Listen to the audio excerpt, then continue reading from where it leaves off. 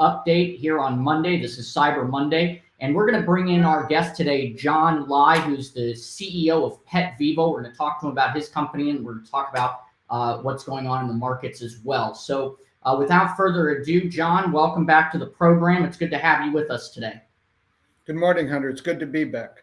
Yeah, very excited to talk with you. There's a lot of stuff that's going on. Obviously, we want to get some updates from you. It's been a little bit since our last conversation, but we're reading a ton of information is coming out about the company. A lot of positive growth. You're at a lot of conferences. We just took note that there's an event in San Diego where you have some of your specialists presenting your product, the Spryng product, for the intra-articular injectable medical device that you have. So John, I really want to get an update from you as to some of the exciting things that are going on within the company. Sure. We had the Ethos Canine Stifle study that came out about almost 2 months now. And that was our first small animal study for dogs. And that has drawn a lot of attention of veterinarians and scientists because the study had very good data behind it. And since then, we've been getting very good inquiries from small animal vets, and that's really helping us expand our revenue. From the standpoint, over 90% of our revenue was in the equine space. So to give you an example, MWI is our exclusive distributor. Probably 8 to 10% of their sales reps are equine. So now we open up, over 90% of the sales reps because we have data for them to go to the small animal vets.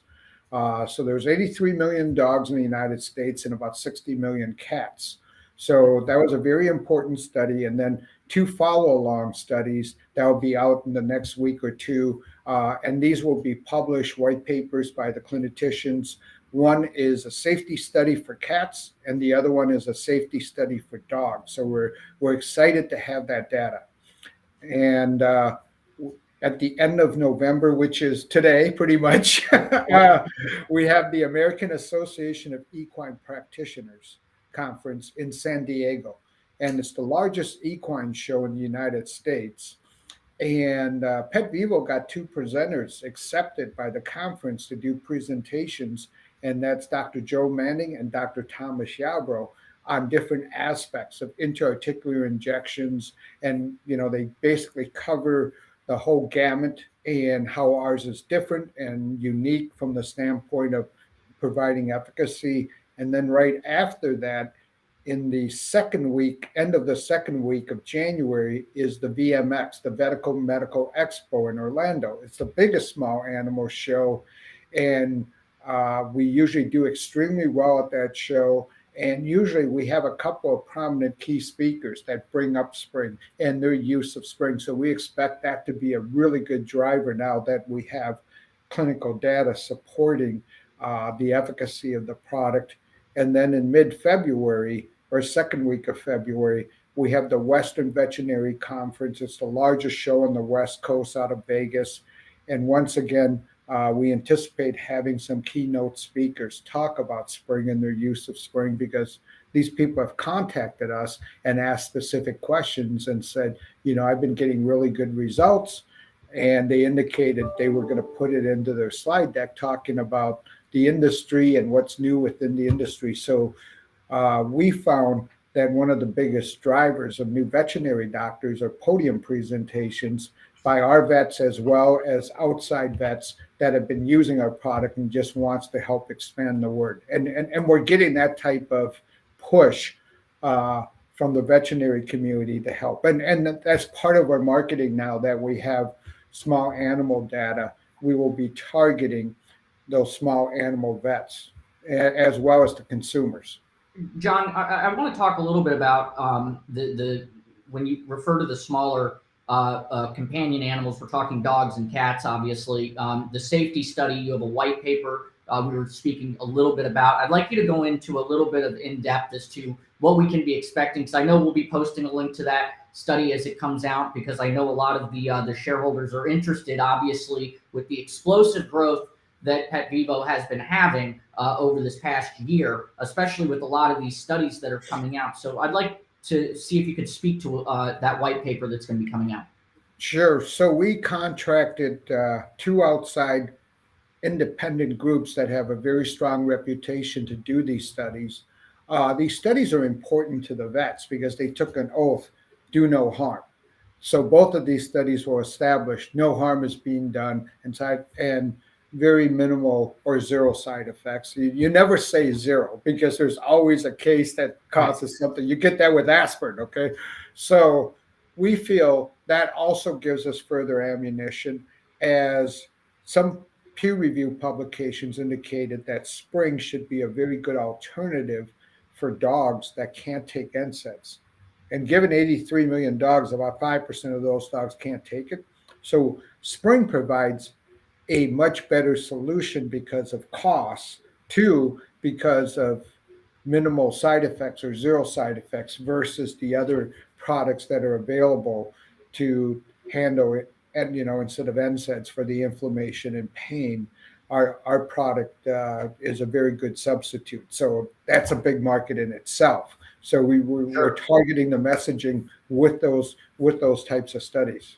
Well, and obviously with your relationship with MWI and some of these larger, getting that information out is going to be critical because it does bring about the competency level and the effectiveness and efficacy of the product, which is very good. And also the small animal salespeople won't think we left them out because for the last year, all we've been sending is equine. So, right. and that's over 90% of their sales team is small animal. Right. Well, I mean, you have 60 million cats in the U.S. alone. That's a tremendous number, especially when you look at when you're masking the symptoms that address that root cause of the lameness issues that we've talked about. I believe personally, just from a market's perspective, the more you start getting this out into the wider array of even local vets, both on we've had conversations in the past, and maybe you can speak to this because this complements the explosive growth. And I don't want to give incorrect information. I would encourage people to go back and watch some of our previous conversations that we've had on the program. But you're in basically over 50 states now that your product is represented, or from a for 49. 49 states. 49 states. Yeah, if you count Puerto Rico, we could go to 51. Right. It's not a state yet. Right, exactly. Territories. We call it territories. Yes.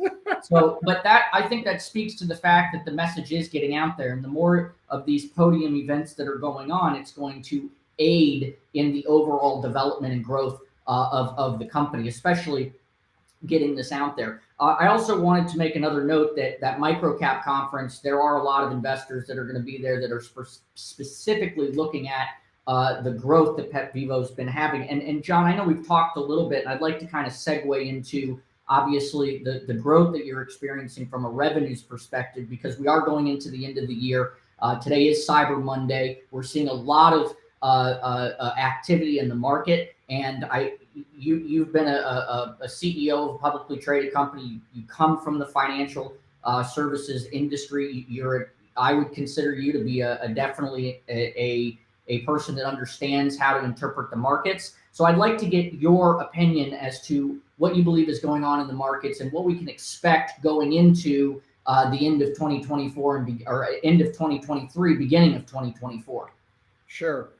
2023 has been a very difficult time for the microcap space, the XBI, which is the biotech index. We tend to follow that index. So if you look at that index relative to the S&P 500, the spread or return between them is almost at all-time wideness. So two things are going to happen, or one of two things are going to happen, I should say.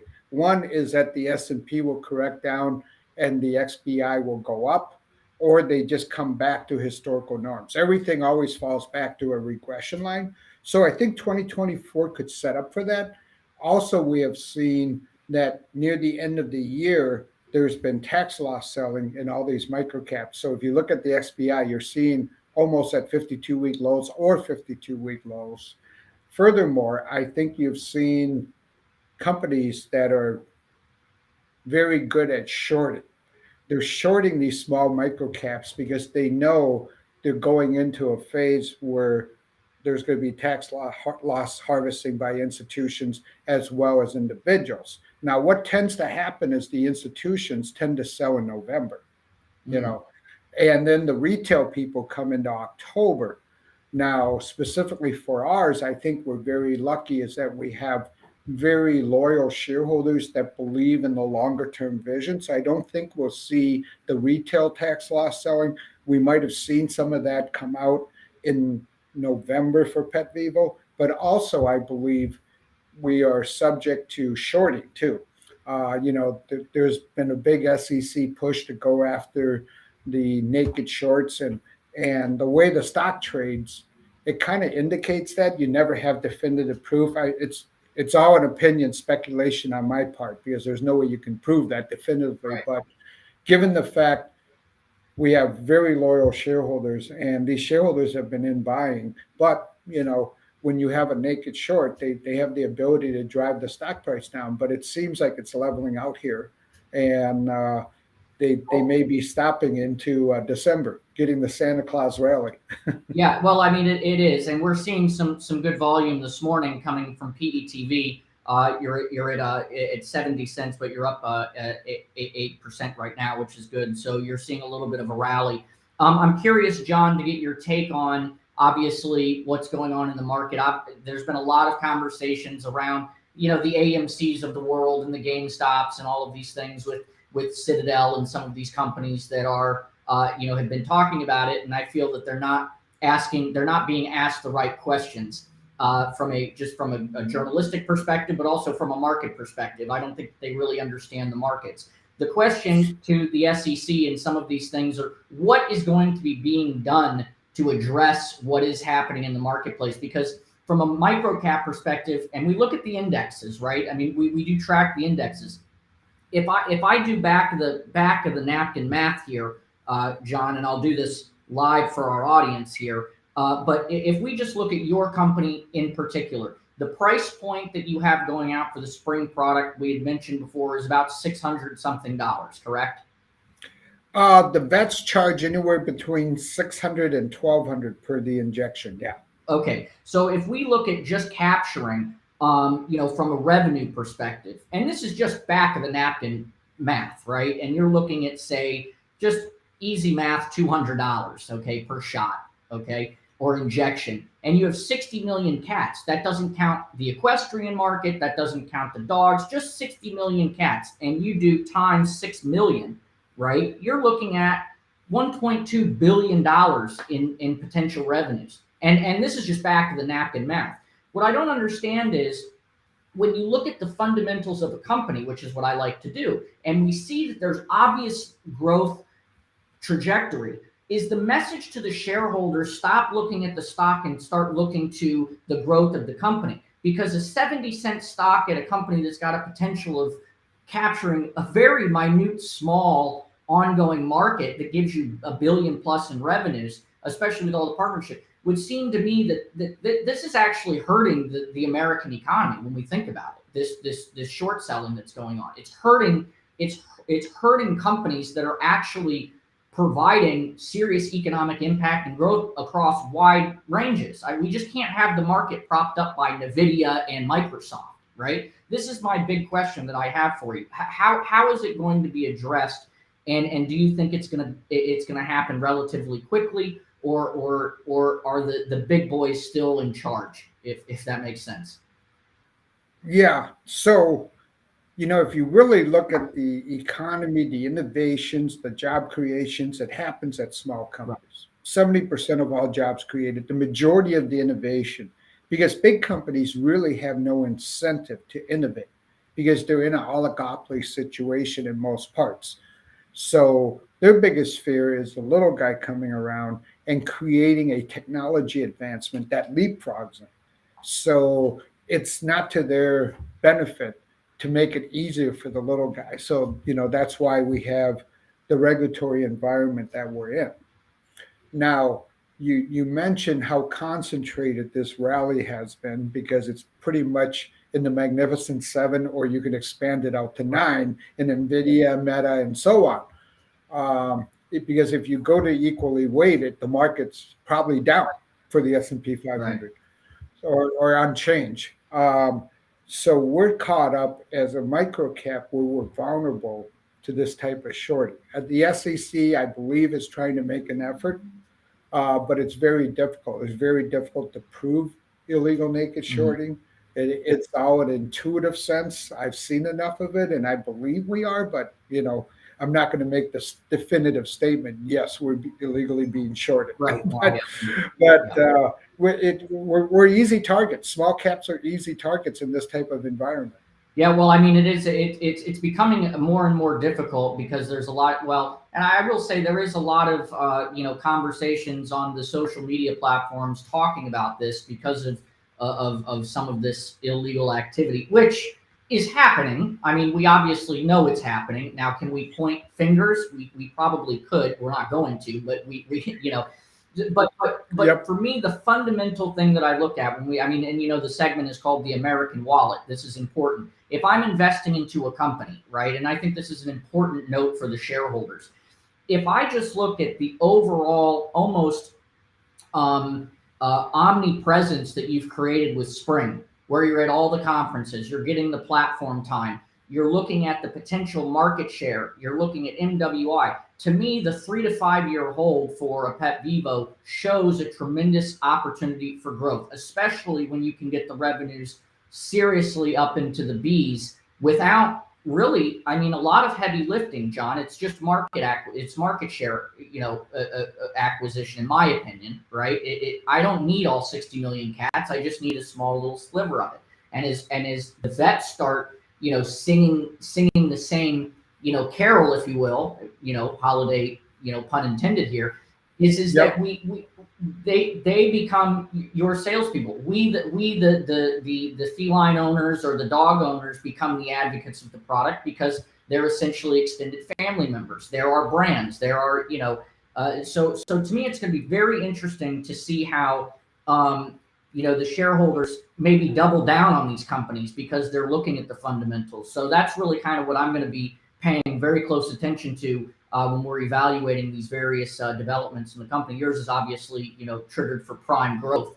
So I'd like to see that reflected in the stock. So if shareholders or investors are looking at this, make sure you go look at PETV because, now's the time to buy. So you raised some very good points there, and just in the short term, in the next 90 days, we have multiple catalysts that could really propel us from a business standpoint. Also, when you bring up the cat osteoarthritis market, it's been a way underserved market because nobody's been really doing the diagnostics properly. And now Zoetis' Solentia product is out there. They're really helping us do that diagnostics. And we feel we compare extremely well against their feline products. So they're helping really expand the market. So we're talking market expansion of that 60 million cats. So there is no leader in the space. I mean, by the raw size, Zoetis is automatically the leader, but there is really no prescribed mainstream or what they view as the number one therapy that would, that they're obviously Zoetis is pushing for Solentia, their cat monoclonal, just like Librela for the dogs, but that's still up in the air who's going to capture that market. So we feel we're positioned extremely well. The valuation of our company is under 10 million right now. So if you think about the valuation and the long-term risk-reward outlook, I think it's quite good. Well, yeah, that's how I evaluate companies, right, on a daily basis when we see this and we talk about these companies. And this is before, and I encourage our audience, our listeners, and viewers to take a step back and look at some of the other interviews that John and I have had, the conversations, because outside of the equestrian, which he's pretty much dominated in with the Spring product in the equine space, moving into the companion pets, both dogs and cats, represents a tremendous opportunity for market share. But that's before we even get into when you set up your special task force for the human market. The osteoarthritis market in humans is one of the biggest, markets out there. And so if I'm looking at, as you say, that if I do a risk reward exercise here, my long-term viability as a company, just from a growth perspective, is tremendous. Yes, the human market on a global basis is 240 billion a year, and I don't know of anybody that doesn't have an issue with their back or hip or knee. So I think the population base, that are adults, is a product that we can help. From the equine side, we still have a lot of growth potential there because competitive products are doing 30, $40 million, and we feel our product competes extremely well in that space. So there's still a lot of education to be given on the equine space. It takes time for adoption to hit that critical point where it goes boom, the hockey stick. But I think we're getting closer each quarter. Well, no, I step by step, and that's why I think it's important when these white papers come out, because it's immediate information to the public and it's immediate information to the vets and the veterinarians, and really kind of we the pet owners as well. So I think the market is definitely there. I mean, it's blatantly obvious in my opinion. So we'll leave that up to the audience to decide. But it is Cyber Monday. We're looking for that Santa Claus rally that hopefully will be happening. Make sure you take a look at Petvivo. Also, I do want to put a plug out there on Twitter and social media. You should have seen some of our posts out there for Petvivo Cares. That's a nice little nonprofit that they have where they donate some of their products as well to people in need, which I think is very important. So, John, real quick, I'll give you the last kind of bit of time here. Share with us, I know we talked about what the next 90 days, but what are some of the top points that you want to get across today in closing? Well, we have probably another 7 studies, so it's amazing the impact of these studies. Because they're not FDA approval studies, you can do them much smaller to give very good evidence. So you give a 98% confidence level versus 99.9. So we feel comfortable when these studies come out over the next 12 months, it'll just continue to strengthen the efficacy and the product that it can go. And it will also strengthen our thesis that Spryng should be looked at as first use product, because that's where we feel our benefit in the longer term run can help for a lot of the dogs and horses and so on, acting as a more of a prophylactic. So when you have the first sign or right before the first sign, you do the injection, you'll prolong and prevent the more serious condition to occur. Well, look, we'll be posting the studies when they come out as well. We'll be sharing it across. We encourage everyone to follow the news on your website, Petvivo and Petvivo Cares. Obviously, you can follow them on social media at Petvivo, and then their stock symbol is PETV. John, always a pleasure to have you on the program. We look forward to having you back here very shortly. Thank you, Hunter. It's a pleasure to be here. Thank you, John. All right, ladies and gentlemen, thank you so much. That was John Lai. He's the CEO of Petvivo. Incredible updates coming from the company. We are excited to see where this goes. If you are going to be in the city and you follow them on Twitter, they will be at the Microcap Conference in January. That's the end of January, beginning of February. I believe those dates are the 30th, January 30th through February 1st. So make sure you stay posted. Also, make sure you like and subscribe on all of our channels. We are growing, working with some new marketing companies as well. And so the platform is expanding. The podcast is going very, very well. And our newsletter on LinkedIn, The American Wallet, will be posted out later today as well. I will also be writing about a special report that I will be writing that will come out on LinkedIn later today, addressing the potential market size of just the companion pet space. So make sure you watch out and what that means.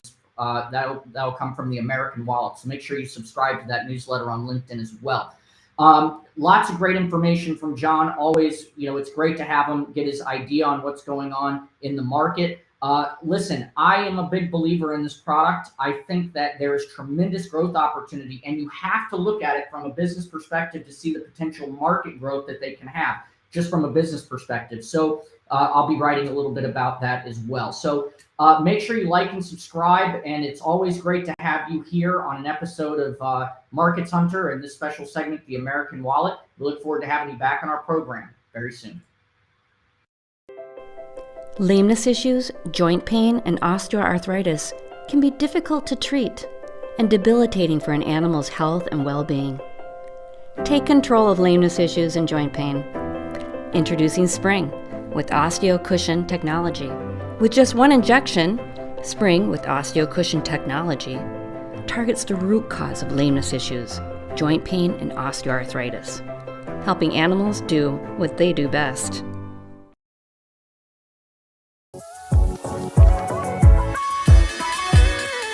Coming to you live with the insight you need from the financials and political capitals of the world to the heart of innovation.